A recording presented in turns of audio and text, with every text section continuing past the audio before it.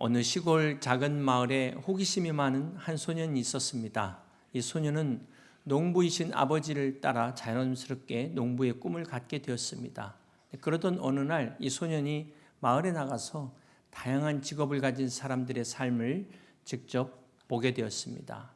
첫째는 먼저 이 복잡한 기계를 다루는 엔지니어를 보면서 나도 저런 엔지니어가 돼야 되겠다 이런 생각을 갖게 되었습니다. 그러다가 며칠 후에 병원을 가게 됐는데 거기서 환자를 돌보는 의사를 보면서 앞으로 내 직업은 의사다 이렇게 마음을 바꾸게 되었습니다. 그런 중에 이 소년이 또 교회를 나가게 돼서 주일 예배 설교를 듣던 중에 목사가 되고 싶다라는 꿈을 갖게 되었습니다. 이렇게 혼란스러운 소년이 어떻게 해야 될까 하면서 하나님 앞에 간절히 기도하기 시작했습니다. 하나님, 어떤 삶을 살아야 될까요? 무엇을 해야 될까요? 간절히 기도하던 이 소년의 마음 가운데 세미한 음성이 들리기 시작했습니다. 그것은 바로 내가 이 모든 것을 할 수 있는 방법이 있다라는 것이었습니다. 그것은 바로 교사가 되는 것이었습니다. 교사야말로 모든 직업의 씨앗을 심고 키우는 참으로 소중한 사명입니다. 이처럼 보람 있는 사명도 없을 것입니다. 옛날에는 우리는 스승님의 그림자도 밟지 않는다고 할 정도로 스승을 존경했는데 오늘날 교사의 권위가 정말 떨어져도 너무 떨어졌다. 우리가 그런 시대를 살고 있습니다. 선생님이 존경받지 못하는 사회는 건강하지 못한 사회입니다. 건강한 사회가 되려면 그 사회를 유지시키는 사람을 키우고 가르치는 선생님이 존경받는 사회가 되어야만 하는 것입니다. 사랑하는 성도 여러분, 인생에는 중요한 세 가지 3M이 있다고 합니다. 첫 번째는 마스터, 우리 인생의 진정한 주인 되신 하나님을 만나야 행복한 삶이 되는 것입니다. 두 번째는 멘토입니다. 멘토, 우리의 인생에 가장 필요한 멘토를 만났는가, 찾았는가. 그리고 세 번째는 메이트죠. 메이트, 배우자를 만나는 것. 이것이 우리 인생에서 가장 중요한 행복의 세 가지 요소라고 말할 수 있습니다. 오늘 스승의 주일을 맞아서 우리 교회 안에 있는 모든 교학교 선생님들과 또 목자들, 목회자들에게 교회를 대신해서 감사의 말씀을 드립니다. 한번 우리 그분들에게 감사의 박수를 같이 드리겠습니다.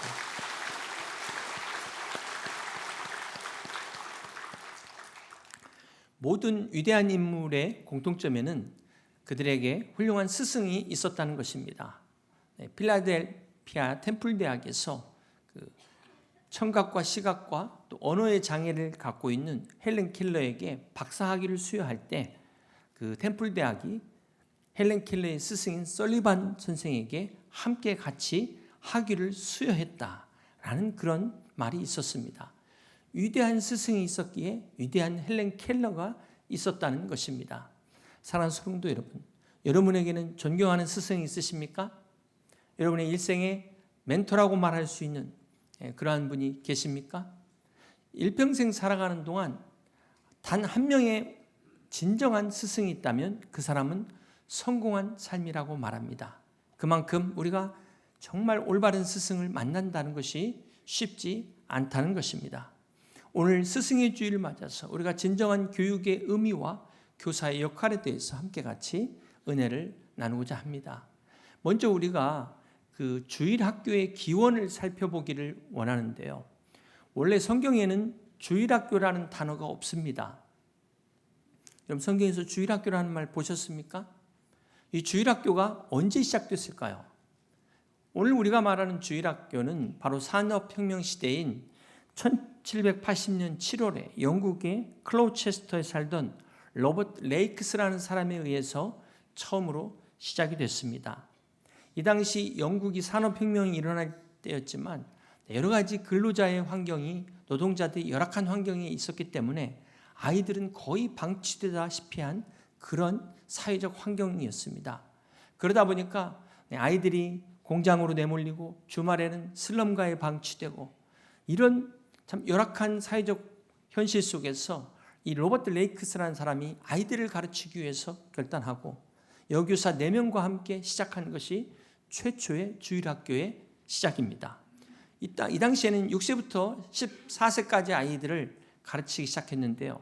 이것이 3년 동안 지속되자 영국 전역에 알려지게 되고 이것이 곧 전 세계에 퍼져서 오늘의 주일 학교의 시작이 된 것입니다. 그렇기 때문에 우리가 볼 때 이 18세기 이전에는 주일 학교가 존재하지 않았다라는 것을 알 수가 있습니다. 그렇다면 그 이전에는 어떻게 신앙교육을 했을까요? 어떤 신앙교육이 있었을까요? 그것은 바로 가정에서 부모가 직접 자녀들을 가르치는 신앙교육이었습니다. 우리는 일반적으로 학교에서 공부하고 지식을 배우지만 사실은 가정에서 부모를 통하여 인격 형성의 기초들을 다 배우게 되는 것입니다. 자, 그러므로 가정은 하나님이 세우신 학교라는 사실을 우리는 잊지 말아야 됩니다. 부모는 그 아이의 첫 번째 스승이자 인생의 롤 모델이 되는 것입니다. 그래서 하나님께서 부모들로 하여금 자녀들을 말씀으로 잘 양육하도록 하나님께서 우리 부모들에게 자녀를 맡겼다는 사실을 우리는 기억해야 될 것입니다. 그렇지만 이제 사회가 이렇게 점점 산업화가 되고 분업화가 되면서 이 가정에서 학교의 기능이 점점 약화되기 시작했습니다. 그러다가 언제부턴가 모든 교육은 이제 학교에다 다 떠맡기고 교회에다가 떠맡기고 가정은 그냥 쉬는 곳, 아무것도 하지 않아요. 이것이 문제입니다. 오늘 교육의 문제는 바로 여기에서부터 비롯됐다는 것입니다. 제가 지난주 화요일에 서울대 비전스쿨 이사회 모임이 있어서 참석을 했는데요. 거기서 두 가지 사실을 듣고 참 놀라지 않을 수가 없었습니다. 첫 번째는 서초동의 영어 유치원에 아이들 입학하는 나이가 3살인데 그것도 입학하기 위해서 2살부터 선행학습을 해야만 입학을 할 수가 있다는 이야기에 제가 참 놀랐습니다. 더 놀란 사실은 서울대생이 얼마 전에 2명의 학생이 자살을 했는데요. 그것도 이름을 대면 다 알만한 유명한 선교단체 리더라고 합니다. 전날 같이 기도했는데 다음날 도서관에서 공부하다가 힘들다고 그냥 몇 줄 써놓고 화장실에 가서 자살을 했다고 합니다. 이것이 학교에 큰 충격이 되었다고 하는 이야기를 듣고 충격을 받았습니다. 그러면서 서울대 학생들의 이 신입생들 심리검사를 해보니까 크리스찬 중에서도 위험군들이 상당히 많다는 거예요. 이게 오늘 우리 교육의 현실입니다. 여러분 스카이대 간다고 해서 교육이 다 끝난 게 아니라는 것입니다. 올바른 교육의 중요성, 특별히 신앙교육의 중요성을 우리가 깨달아야 됩니다. 신앙은 단순히 정보와 지식만 전달하는 것이 아니라 정말 그들을 이해하고 공감하는 이것이 진정한 교육이라는 것입니다. 그래서 이 공감이라는 거, 상대의 상황을 이해하려고 하는 노력이죠. 상대방을 존중하려는 노력에서부터 공감은 시작됩니다. 여러분, 칭찬과 아부의 차이가 뭐라고 생각하십니까? 나한테 하면 칭찬이고 남한테 하면 아부입니까? 칭찬과 아부의 차이는 이게 공감이 되냐 안 되냐에 따라서 똑같은 말이 칭찬이 될 수도 있고 아부가 될 수도 있습니다. 예를 들어서 외모에 컴플렉스를 갖고 있는 사람한테 칭찬을 하면은요, 그 사람은 조롱하는 걸로 느껴집니다. 또 반면에 너무 당연한 걸 칭찬하면 이게 칭찬이겠습니까? 우리 김승희 집사님한테 노래 잘한다고 하면 이건 칭찬이 아니죠. 우리 정우빈 집사님한테도 마찬가지죠. 그러니까 이 칭찬이라는 거는 정말 이거는 고도의 테크닉이다. 이게 안 하던 사람이 갑자기 하려고 하면은 오히려 안 한만 못한 결과가 나올 수 있습니다. 칭찬이라는 게 아무리 좋아도 이게 공감이 될 때 고래도 춤을 추는 효과가 나타나게 되는 것입니다. 앞으로 이제 인공지능이 발전을 해도 이 AI가 절대 따라갈 수 없는 분야가 있는데 그것이 바로 공감입니다. 이 AI가 우리에게 엄청난 정보를 주고 정말 정확한 지식을 우리에게 제공하지만 그렇다고 해서 이것이 우리를 공감할 수 있는가? AI의 위로가 진정한 공감이 될 수 있을까? 그럼 공감이라는 것은 인간의 경험, 인간이 느끼는 인간만의 특성, 인간의 고유 영역이라는 것입니다. 결코 AI가 할 수 없는 거예요. 저는 이 공감을 다른 말로 생명이다 이렇게 말할 수 있지 않을까 생각합니다. 왜냐하면 살아있는 생명만이 공감할 수 있어요.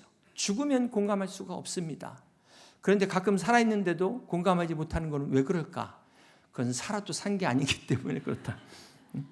여러분, 이렇게 반려견이 말을 못하는데도 키워보신 분들은 그 공감한다는 걸 느끼잖아요. 근데 이게 사람하고 공감이 안 된다는 게 얼마나 엄청난 비극입니까? 여러분, 챗GPT한테 반말로 해보세요. 얘가 반말로 대답해요.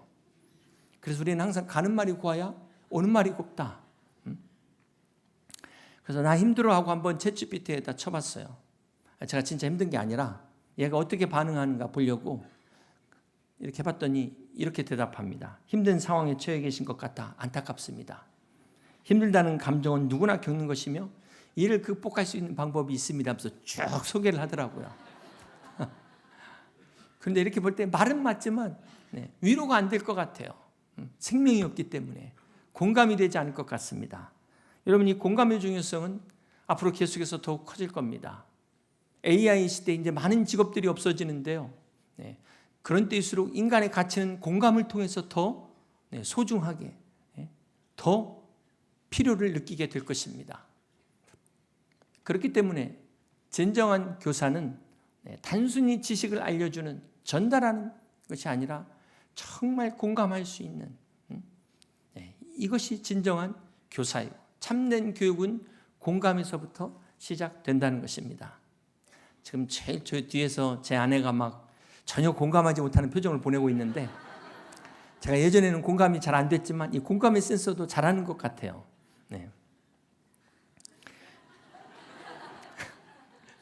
2019년에 영국 BBC 자사 페이스북에서 우리말 꼰대를 소개한 적이 있습니다.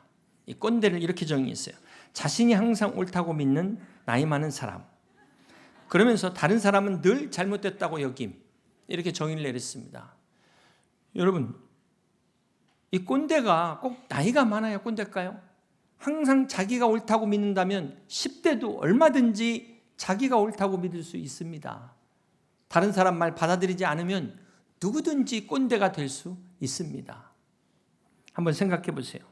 꼰대와 멘토의 차이가 뭘까요? 그것은 정말 상대방을 존중하는가, 인정하는가, 여기에서 꼰대와 멘토가 갈라지게 됩니다. 똑같은 말이에요. 그런데 이 말이 꼰대가 될 수도 있고 멘토가 될 수 있는 것, 그것은 공감이 되고 있는가, 상대를 인정하고 존중하는가, 여기에서 갈라지는 것입니다. 바라기는 저와 여러분은 꼰대가 아닌 여러분 다 멘토가 될 수 있기를 주님의 이름으로 축복합니다. 우리 주님은 저 높은 하늘의 영광 보좌를 버리시고 가장 낮은 곳에 오셔서 우리와 함께 하신, 우리를 공감하시는 하나님이십니다. 우리의 연약함을 다 치유하셔서 십자가의 죽으심으로 우리의 죄를 사하시고 우리의 모든 문제를 해결하신 그 주님이십니다. 이 시간 십자가의 그 주님의 공감의 은혜와 위로가 여러분 가운데 함께 하시기를 주님의 이름으로 축복합니다. 신약 성경에 보면 교사라는 이 헬라어의 디다스 칼로스가 총 58번이 나오는데요. 이 중에 48번이 사복음서에 나오고 있습니다. 대부분 예수님을 가리키고 있고 예수님의 말씀을 이야기하고 있어요. 이것은 무엇을 말합니까? 우리 예수님이야말로 우리의 진정한 스승이 되시고 우리의 영원한 스승이 된다는 사실을 믿으시기를 바랍니다. 또한 이 성경에서 이 교사에 관한 구절이 사도행전 13장 1절에 보시면 안디옥 교회 선지자들과 교사들이 있으며 라고 나와 있고요. 고린도전서 12장 28절입니다. 하나님의 교회 중에 몇을 세우셨으니 첫째는 사도요, 둘째는 선지자요, 셋째는 교사요. 그리고 디모데후서 1장 11절에 내가 이 복음을 위하여 선포자와 사도와 교사로 세우심을 입었노라. 여기 보시면 사도와 선지자와 함께 교사를 직분자로 세우셨다는 것을 우리가 알 수 있습니다. 오늘 우리가 함께 읽은 본문 에베소서 4장 11절을 보시면 그가 어떤 사람은 사도로, 어떤 사람은 선지자로, 어떤 사람은 복음 전하는 자로, 어떤 사람은 목사와 교사로 삼으셨으니. 여기 목사와 교사의 앞에는 정관사가 하나 있기 때문에 즉 한 사람을 가리키고 있다. 그래서 여기서 목사는 바로 교사라는 것을 말씀하는 것입니다. 우리가 디모데전서 3장에 보시면 거기 감독, 목회자죠. 그리고 집사에 대한 자격, 기준을 말씀하고 있습니다. 디모데전서 3장 2절에 보시면 그러므로 감독은 책망할 것이 없으며 한 아내의 남편이 되며 절제하며 신중하며 단정하며 나그네를 대접하며 가르치기를 잘하며. 여기 감독, 목사의 조건 중에는 마지막에 가르치기를 잘해야 되는 조건을 말씀하고 있는데, 시간이 없어서 뒷부분을 읽지 않았지만 집사의 조건을 보시면 잘 가르치는 조건이 없다는 것입니다. 자, 여기서 목회자는 가르치는 직분이다 라는 것을 우리가 알 수 있고, 집사는 섬기는 직분이다 라는 것을 알 수가 있습니다. 레위기서 10장 11절에 보면 또 나 여호와가 모세를 통하여 모든 규례를 이스라엘 자손에게 가르치리라. 자, 여기 가르치라는 명령을 하나님께서 지금 모세에게 주신 명령이라는 것을 알 수가 있습니다. 또 출애굽기 12장 26절을 보시면 이후에 너희의 자녀가 묻기를 이 예식이 무슨 뜻이냐 하거든. 모세가 이스라엘 백성들에게 유월절 예식을 지킬 것을 명령하면서 자녀들이 이게 무엇입니까? 이렇게 물어보거든. 하나님께서 우리 민족을 이집트에서부터 해방하신 그 하나님의 구원의 역사를 가르치라는 겁니다. 자, 이처럼 우리는 절기를 통해서, 예배를 통해서 하나님의 역사, 구원의 역사를 가르쳐야 되는 것입니다.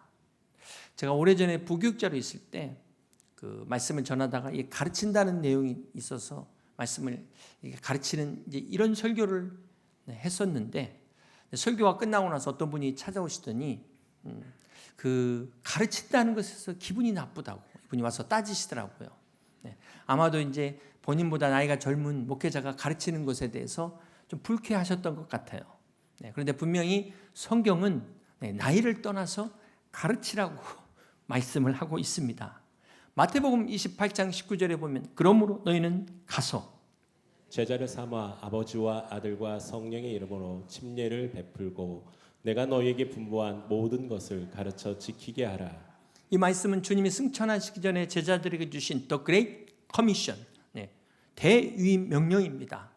여기에는 주님의 세 가지 명령이 있습니다. 첫 번째, 가라는 명령이고, 두 번째는 가서 침례를 주라는 명령이고, 세 번째는 가르쳐 지키게 하라는 명령입니다.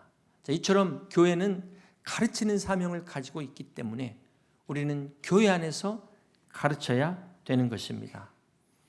사랑하는 성도 여러분, 유대 사회에서 가장 존경받는 사람은 어떤 사람일까요?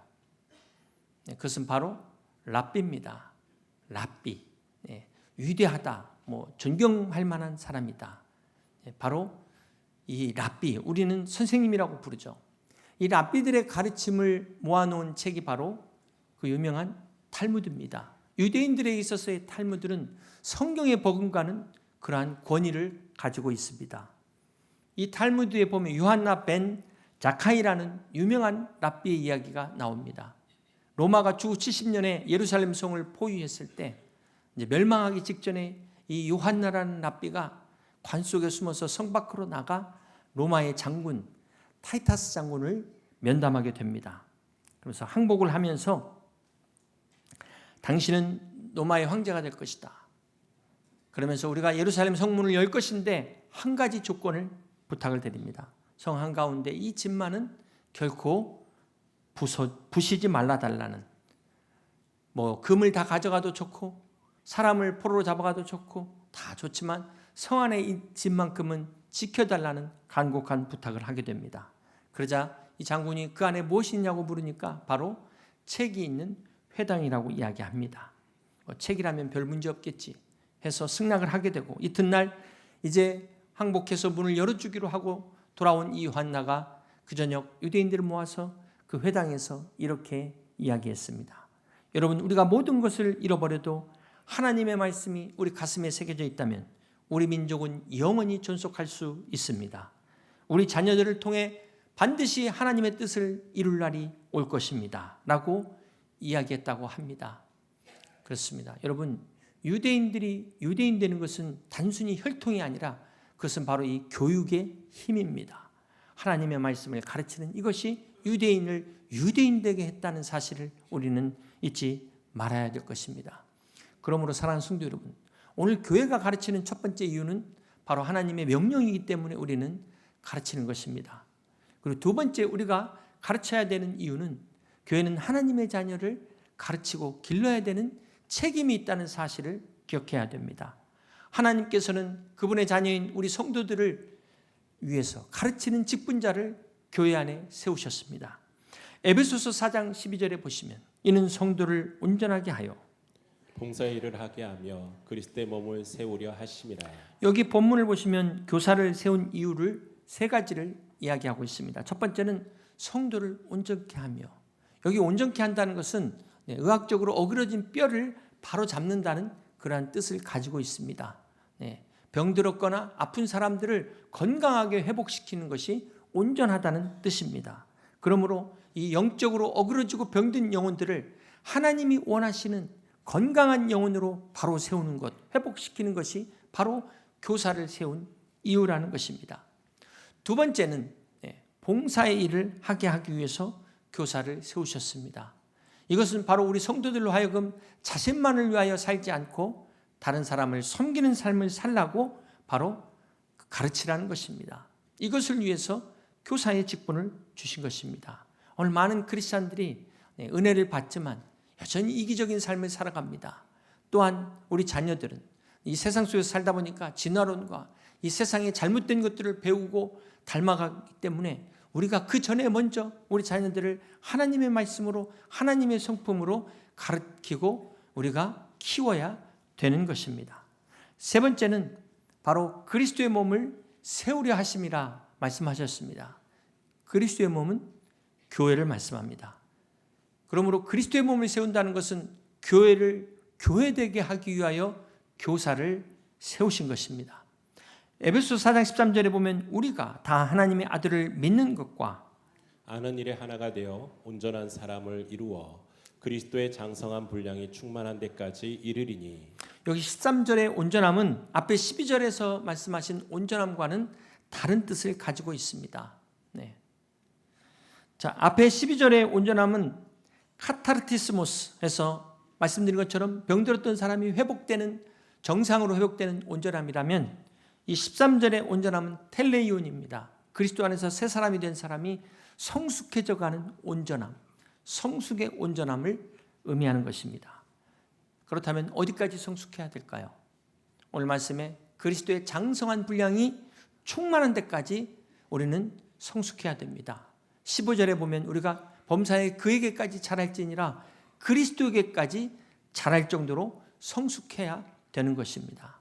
이 온전함을 향하여 나가야 되는 것입니다. 그러므로 교사들은 우리가 그리스도에게까지 오늘 스스로 자신들이 자라기 위해서 노력할 뿐만 아니라 동시에 다른 사람들도, 우리 자녀들도 함께 자랄 수 있도록 도와야 되는 것입니다. 자, 그렇게 볼 때 이 교사의 직분, 목자의 직분이 얼마나 중요한지 모릅니다. 교회에 많은 직분들이 있습니다. 다 소중한 직분입니다. 그럼에도 불구하고 이 가르치는 교사와 목자의 직분은 정말로 소중한 직분이라는 것을 우리는 잊지 말아야 될 것입니다. 이들에게 우리 교회의 미래가 있어요. 우리 한국 교회의 미래가 다 교회 안에서 가르치는 직분을 가지고 있는 분들에게 있다는 사실을 우리는 결코 잊지 말아야 될 것입니다. 그러므로 오늘 우리에게 맡겨주신 양들을, 우리 자녀들을, 다음 세대들을 잘 가르치는 목자, 교사가 되어졌고, 여러분들은 또 교사들과 목자들을 잘 따르고 순종할 수 있는, 그래서 그리스도의 장성한 분량에 이를 수 있는 복된 성도들 다 되시기를 주님의 이름으로 간절히 축원합니다.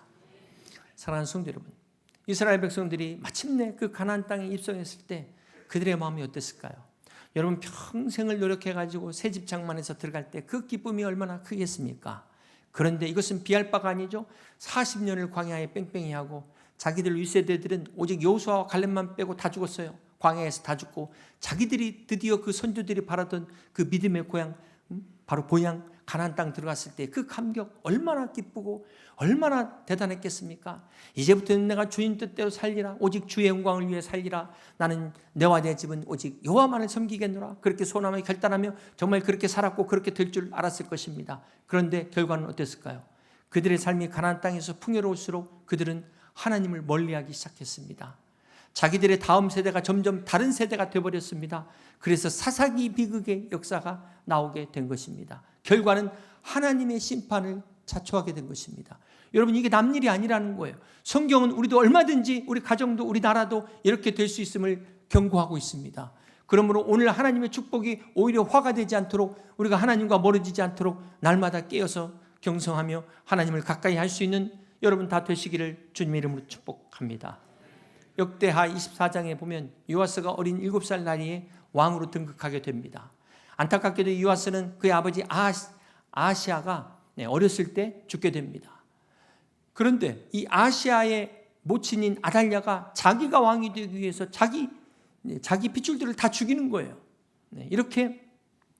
이런 환경 가운데서 바로 고모인 여호세바가 이 요아스를 몰래 숨겼다가 7살이 되던 해 대제사장 여호야다와 함께 요아스를 왕으로 세우게 된 것입니다. 역대하 24장 2절입니다. 제사장 여호야다가 세상에 사는 모든 날에 요아스가 여호와 보시기에 정직하게 행하였으며 제사장 여호야다가 요아스를 왕으로 세우고 그의 스승이 되어서 그를 가르치는 동안에는 나라가 강성했습니다.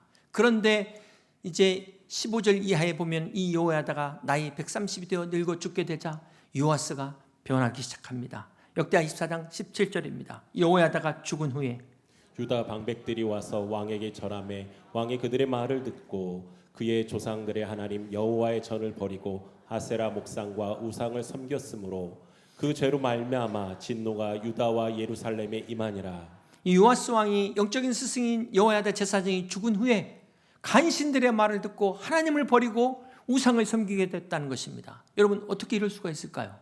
자, 여기서 우리가 이 스승님도 중요하지만 내 신앙이 홀로 서는 게 중요한 거예요. 언제까지 우리가 옆에서 꼭 끌어주고 이렇게 해야만이 신앙을 지킬 수가 있겠습니까? 이 요아스가 여호와의 가르침을 받는 동안에는 자기도 그렇고 나라도 평안을 누렸지만 스승이 세상을 떠나자 우상을 섬김으로 하나님의 진노가 임했다는 것입니다. 그런데 이와 비슷한 사건이 역대하 26장에도 나옵니다. 우시야 왕이 스가랴가 살았을 때는, 영적인 스승이 살아있을 때는 하나님을 찾고 하나님을 구하고 그래서 형통함을 누렸는데 스가랴가 세상을 떠난 후에 어떻게 됩니까? 그 또한 교만해져서 제사장의 권위를 넘보다가 그만 나병에 걸려서 비참한 말년을 보내게 됩니다. 여러분, 이 비단 두 사람의 이야기지만 이들의 공통점이 무엇입니까? 영적인 지도자가 있을 때 없을 때 차이가 삶이 완전히 다르다는 거예요. 왕의 삶이 국가의 운명에 얼마나 중요한 것인가, 지도자가 얼마나 중요한 것인가를 우리에게 보여주고 있는 것입니다. 오늘 우리 개인에도 마찬가지죠. 바른 가르침과 바른 조언이 있을 때는 하나님의 뜻대로 행하고 그래서 결국 형통함을 누렸는데 그런 지도자가 없어지니까 그만 타락하게 됐다는 것입니다. 그래서 우리 주변에 우리의 영적인 스승이 너무나 중요한 거예요. 우리가 잘못될 때 그게 아니라고, 그 길로 가지 말라고 우리를 붙잡아주고 권면해주고 충고해줄 수 있는 이런 멘토가 얼마나 소중한지 모릅니다. 여러분, 우리가 깨달아야 될 교훈은 우리가 정말 이 스승을 위해서, 특별히 영적 스승을 위해서 기도하는 것은 곧 내 자신을 위한 기도라는 것을 잊지 마시기를 바랍니다. 여러분, 목회자를 위해서 기도하는 게 결코 시간 낭비가 아니에요. 우리 목자들도 여러분을 위해서 기도합니다. 그리고 이 목회자들을 위한 기도가 바로 여러분 자신을 세운다는 사실을 잊지 마시고, 오늘 바른 교육과 바른 영적 지도가 우리의 삶을 지키는 근간이라는 것, 이것이 우리의 삶을 풍요롭게 하는 비결이라는 사실을 잊지 마시기를 주님의 이름으로 축복합니다. 이제 말씀을 정리합니다. 사랑하는 성도 여러분, 요즘 어떻게 사십니까? 평안하십니까? 혹 여러분 중에 정말 힘드신 분도 있을 줄로 압니다. 죽지 못해 사는 분도 있으십니까? 아니면 나는 요즘 삶의 재미가 너무 좋아, 인생이 너무 재미있어, 즐거워, 이런 분도 있을 줄로 압니다. 인간의 가치관은, 인생의 가치관은 자신의 삶에서 남은 시간이 얼마나 남아있느냐에 따라 달라진다라고 이야기합니다. 인생의 남은 시간이 얼마 안 된다라고 생각하는 사람은 이 남은 시간을 정말 소중하게 생각해서 1분 1초도 헛되이 쓰지 않으려고 정말 노력합니다. 만약 여러분 중에 내가 사는 게 정말 지겹다, 그냥 그저 그렇다, 이렇게 의미 없이 살고 있다면 여러분 한번 생각해 보세요. 왜 그럴까? 그것은 바로 내가 지금 영원히 산다고 착각하기 때문에 그렇다는 거예요. 여러분 생각해 보세요. 만약 1년밖에 못 산다고 생각해 보세요. 여러분 어떻게 사시겠습니까? 올해 2025년밖에 못 산다고 생각하면 벌써 지금 5개월이 다 갔습니다. 얼마 남지 않았어요. 앞으로 살 날이 얼마 남지 않았는데 어떻게 지금처럼 사시겠습니까? 살 수 있겠습니까? 어떻게 의미 없이 살 수 있겠습니까? 하루하루 시간만 보낼 수 있겠습니까? 사실 따지고 보면 우리의 인생은 다 시한부 인생입니다. 여러분 다음 주 주보에 소천 광고 누가 나올지 아무도 몰라요. 그렇게 볼 때 우리는 10년, 20년 뒷일이지만 다 시한부 인생을 살고 있는 것입니다. 그런 면에서 볼 때 오늘 하루가 얼마나 소중한 것인가. 오늘 하루가 프리젠 하나님의 선물이라는 사실을 잊지 마시기를 바랍니다. 중요한 것은 이 소중한 삶을 우리 자신만을 위해 살면 안 된다는 거예요. 나만 잘 먹고 잘 살고 끝나면 되겠습니까? 내 가정만 행복하고 우리 자녀들 불행하면 되겠습니까? 우리 다음 세대들이 미래가 없다면 이것이 결국 행복이겠습니까? 사랑하는 성도 여러분, 오늘 우리 가정을 유지시키고 우리 교회가 계속해서 부흥하고 우리나라가 지속적으로 유지되기 위해서는 우리가 다음 세대를 세워야 되는 것입니다. 그래서 교사가 존재하고 목자가 존재하는 것입니다. 교회가 존재하고 목회자를 세우는 것입니다. 사랑하는 성도 여러분, 오늘 우리 교회 교사들, 이 목자들이야말로 우리 자녀들 다음 세대를 세우는 이 거룩한 사명을 갖고 있는 정말 존귀한 사람이라는 것 여러분 자부심 가지시고 정말 그분들을 위해 기도해 줄 수 있는 우리 교회 될 수 있기를 주님의 이름으로 축복합니다. 미국의 백화점 왕이라고 불렸던 존 워너메이커가 미국 23대 대통령 벤자민 해리슨으로부터 새 신부 장관직을 제의받았습니다. 그러나 그는 거절했어요. 그 이유가 자신은 교회 학교 교사를 포기할 수 없다는 것입니다. 그래서 결국은 겸직할 수 있도록 대통령이 배려를 합니다. 자, 이때 한 기자가 워너메이커에게 이렇게 질문해요. 장관직이 교회 학교 교사직만도 못합니까? 이렇게 물었을 때 그는 이렇게 대답했다고 합니다. 교회 학교 교사직은 내가 평생 해야 될 본업이지만 장관직은 2, 3년 하다가 말 부업입니다. 라고 이야기했다고 합니다. 사랑하는 성도 여러분, 여러분의 진정한 본업은 무엇입니까? 그리고 부업은 무엇입니까? 혹시 이 진짜 본업과 부업을 헷갈리고 계시지는 않습니까?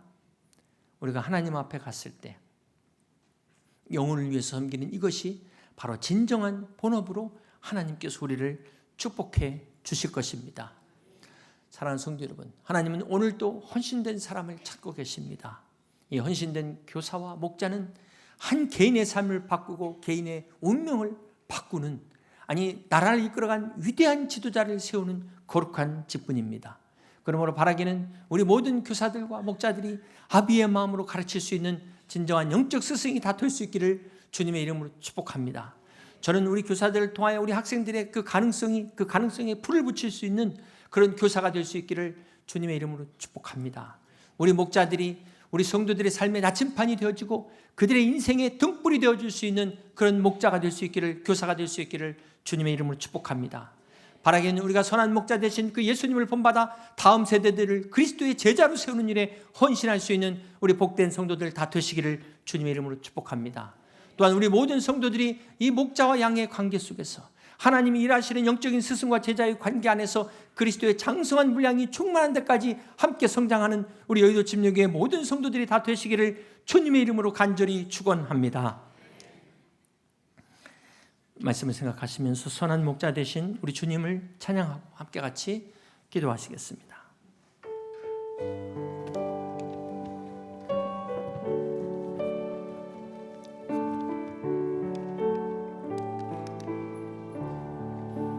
선한 목자 되신 우리 주 항상 인도하시고 푸른 풀밭 좋은 곳에서 우리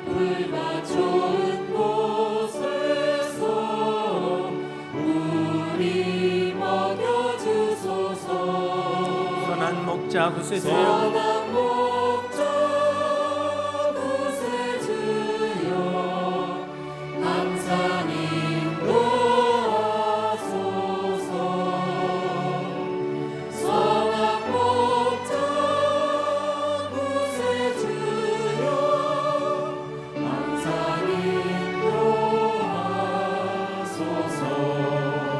양의 문이 되신 예수, 양의 문이 되신 예수여, 우리 영접하시고 길을 잃은 양의 무리를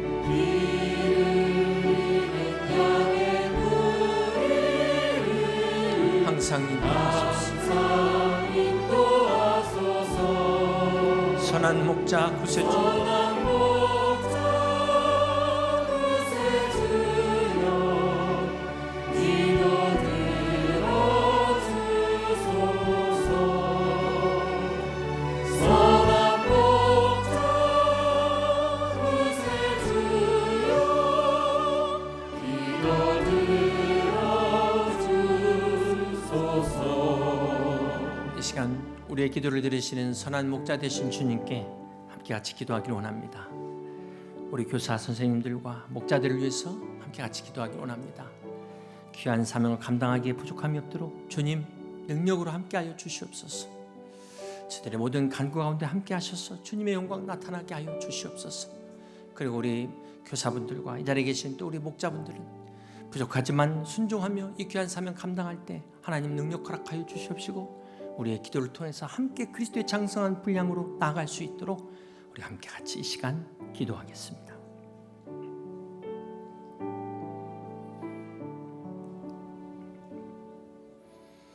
흠이 많고 약한 우리를 용납하여 주시고 주의 넓고 크신 은혜로 자유 얻게 하셨네. 선한 목자 구세주여 지금 나아갑니다.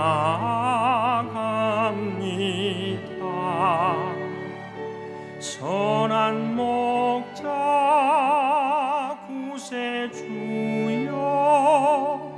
지금 나아갑니다. 다 같이 일어나서 찬양합시다.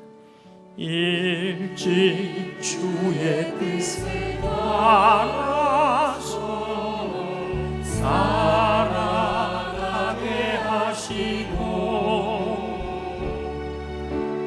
주의 크신 사랑 내부사 나아가게 하소서. 선한 목자 구세주여 항상 인도하소서.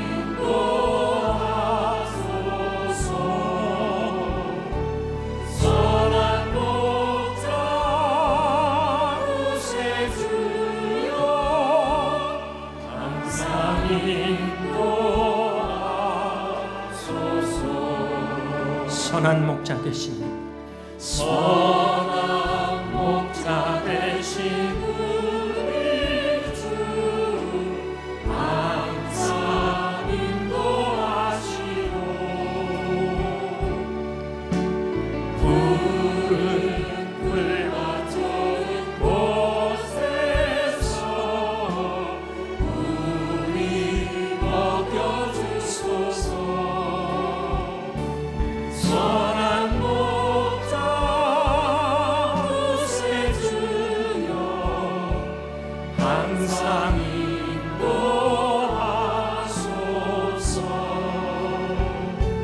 선한 목자 구세주여 항상 인도하소서. 선한 목자 구세주 목자 구세주여 항상